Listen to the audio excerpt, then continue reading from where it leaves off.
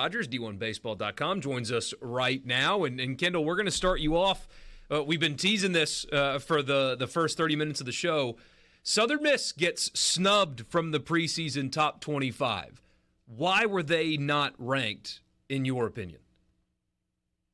Man, look at you just throwing like a knuckleball in the first pitch of the season. They were right there. I think the biggest thing for us is when you look at the Sun Belt as a whole, we really like the upside with Troy. I think when you look at their offense, pitching-wise, Troy's going to be really good with Garrett Gaines in the front end of their rotation. Brooks Bryan, a catcher for them, is really good. And then when you look at Southern Miss, I think they're right behind Troy. It's very close between the two teams.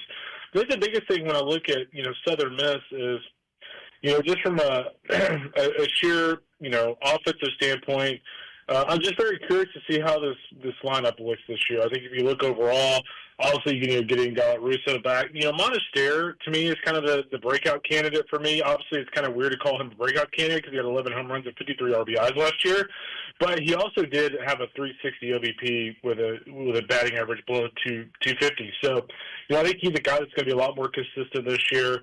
Again, I just think the biggest thing for me is I think Troy gets the edge, and, Southern Miss is right behind them. So it's not so much they don't deserve to be a top 25 team. I think they do.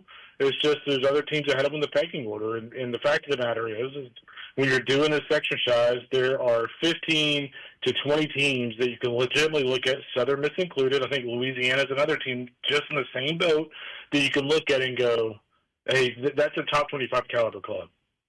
How deep is the Sun Belt this year? We know that year in, year out, that's a conference that really values baseball. How many teams do you like in that conference? Yeah, I tell you what, I think that's a league that could easily get 4 or 5 bids. I mean, I think if you look at, Troy, I think Troy and Southern Miss are probably the two teams for me that are super regional / College World Series worthy. I think both teams are really going to pitch. I've heard really good things. Speaking of Southern Miss, I heard really good things about Graydon Harris in the fall, the talented freshman for them. So I think those are the two teams for me that I feel like have the most potential to be in a super. I think Louisiana and Coastal are right behind them. I think Louisiana, for me, I really, really like Chase Morgan and Andrew Herman on the front of that rotation. But, boy, they lost a lot offensively. They're putting a lot on the shoulders of Caleb Stelly and really exciting catcher Jose Torres. I think Coastal after that, Caden Bodon's kind of their big donkey. I mean, he is their All-American. Blake Barthel, another All-American type of player. But really outside of that, if you look at their pitching staff with like Cam Flukie and guys like that, it's just a really kind of erratic staff last year. So the question with Coastal is, can they kind of put all those pieces together? I'll tell you what, the team to me to watch in the Sun Belt is Texas State. This is a team that, what was it, 2 or 3 years ago, they were in a regional final against Stanford. They, had a little bit of an iffy year last year. But I think Stephen Child has been kind of retooled yet again. And remember the name Carson Laws. We talk about prospects in the SEC, Sun Belt, et cetera. Carson Laws for the Bobcats, up to 98, 99 in the fall. He is going to be a big-time arm in that conference.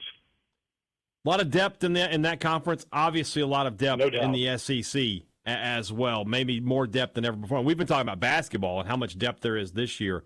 In the SEC this year, Texas A&M at number 1. We've asked a couple of people this, but I want to get your thoughts because new coach, first-time head coach in this kind of situation, sometimes that can go wrong. Was the talent just so overwhelming in College Station that you had to put the Aggies number 1? Yeah, I think so. I think it's twofold here. I think, number one, the talent level is insane. I mean, offensively, I'm trying to think of the last lineup that I've looked at and gone, that's a comparable lineup. I mean, it's probably the best offensive lineup that I can remember in the last 5 or 6 years. You could really – the other lineup I would think of in that same sentence would probably be Tennessee back in 22. And I think this A&M lineup is better than that lineup. And so I just think when you look at them offensively, you look at getting Ryan Prager back. I mean, we talk so much about NIL these days. Ryan Prager turned down $1.3 million to go back to A&M with an NIL deal. So it gives you an idea of what he got to go back to school. Justin Lampkin, had a lot of starts 16 starts last year for A&M. He's their Saturday guy. And, of course, Long Beach State's Friday guy from last year, Miles Patton, a transfer, is their Sunday guy. So when Long Beach State's Friday guy is your Sunday guy, you're in a really good spot. So I just think the talent is just hard to overcome if you're another team. that was kind of gunning for the number one spot. I think the other thing for me, too, is when I look at Michael Early, there's a good and bad here, right? I mean, the bad, let's start with the bad first. The bad for me with Early would be we have no idea how he's going to manage a game late whenever, they're only beating Ole Miss or they're down to Ole Miss 8-7 in the 8th or 9th inning. How will he manage? That is the uncertainty for me. That's the question mark. On the flip side, I mean, this is a guy that has been immersed in the program the last 2 or 3 years. He knows all these personalities. He knows the clubhouse. He knows what makes them click. And I think if he was roommate in this program, let's say he was at, if he was at, Texas State and he took over there and didn't really know all these players, didn't know the inner workings, I would agree that there's a huge question mark here. But he's not. He's a total opposite, and all these kids stayed to play for him. Bring it back local. Ole Miss released their lineup, quote unquote, earlier today, as well as their rotation. What should the realistic expectations for this team be? I'll tell you what. Ole Miss is that team that, as we put them in the SEC pecking order, they probably belong there to start the season. But as I look at this club over and over and over when I did the preview, I think they've got a chance to actually be really good. I mean, I think if you look up and down this lineup, Campbell Smith is a guy that I think is going to, be a lot more offensive. Judd Uttermark, it sounds like he was just insane in the fall. His numbers last year just okay. So, I mean, you're talking about, two guys there that can take a big step forward. Luke Hill's obviously a known commodity. Owen Paino, the talented shortstop. They have high hopes for him. Isaac Humphrey, been through the rigors of a major conference. I mean, this is a guy that's a fifth-year player out of the ACC. Mitchell Sanford, again, former Southland Player of the Year. We got Will Furness as a power guy. So, I mean, I really like the offensive lineup, actually. And I think when you look at this team from a pitching standpoint, and here's the thing. I never, ever, ever want to put the onus on a single player.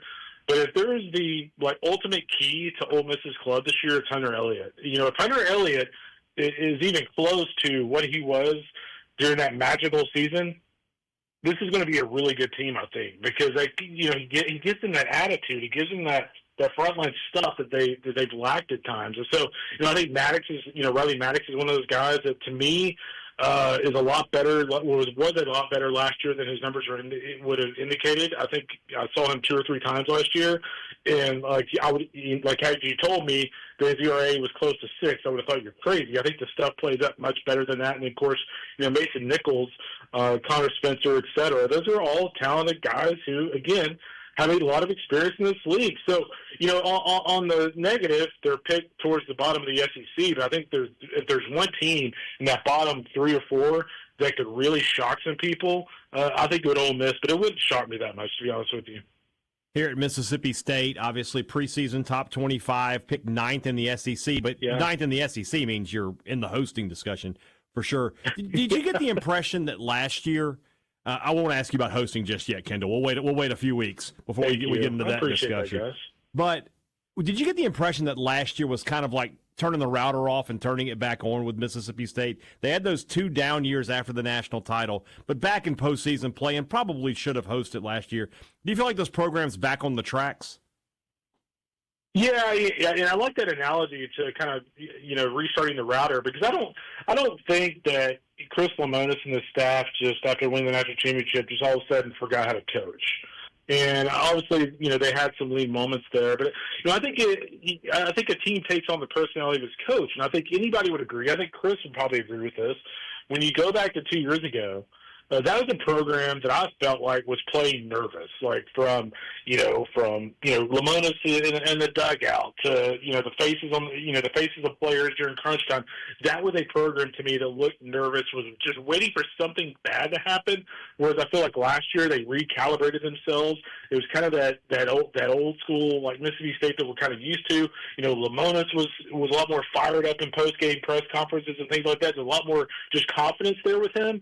And so, yeah, I do feel like this program has a little bit different feeling. I think from the coaching staff down to the final guy on the roster, this is a program that is back to believing in themselves. And I think when you look at, this staff and this lineup as a whole, getting Hunter Hines back for another year, I think is huge. I think he's a guy that, again, kind of like I mentioned with, Uttermark and Smith with the Rebs, I think Hunter Hines, despite having insane power last year, I think he'll be a lot more consistent overall this year.